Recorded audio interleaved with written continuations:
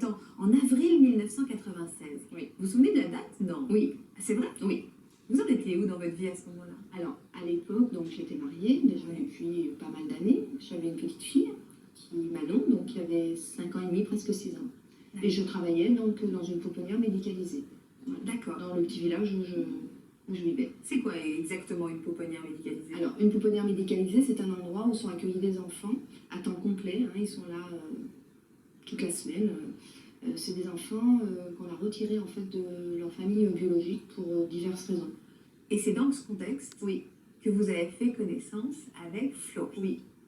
Vous vous souvenez du premier regard que vous avez posé sur cette petite fille? Oui, complètement. À l'époque, je travaillais de nuit. Oh la merveille, quelle merveille, dis donc. Ouais. Ouais. Voilà. Elle était, voilà. Quand elle est arrivée, donc c'était un tout petit bébé. Elle avait quel âge? 5 mois. Un petit peu plus de 5 mois. Donc un petit bébé, toute blonde, très gracieuse, avec des grands yeux bleus. Et moi, à l'époque, je travaillais de nuit. Donc, on m'avait dit, voilà, il y a une entrée, quand on prend son service, en fait, ça se passe comme ça. On a eu une entrée dans la journée, une petite Florie. Donc, je suis montée la voir, elle était au 2e étage. Et oui, je me rappelle très très bien, elle était dans son lit. Et quand j'ai baissé les barrières du lit, ce sont des, vous savez, des vieux lits un peu à l'ancienne, de l'enfer. Voilà.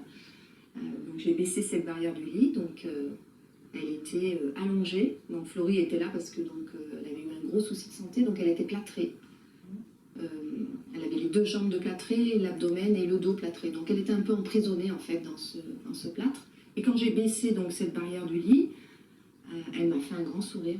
Elle était allongée sur le dos, elle avait son pouce, elle avait une façon bien particulière de téter son pouce. Ouais. Et là, je l'ai trouvée très très belle. C'est un très grand sourire, quoi. Il s'est passé quelque chose à ce moment-là. Une vraie rencontre. Une vraie rencontre, voilà.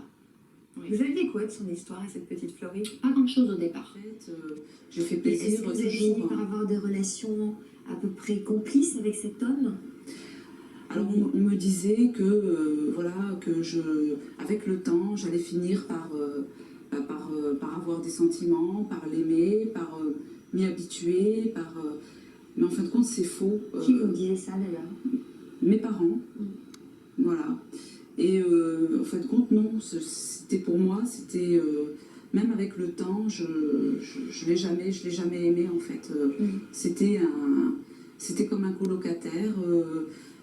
Certes, j'ai eu un premier enfant rapidement, ensuite un second, et je me suis réfugiée voilà, auprès de mes enfants et auprès de mon travail. En fait, c'était mon salut, c'était ça. Vous vous épanouissiez dans votre rôle de mère? Alors,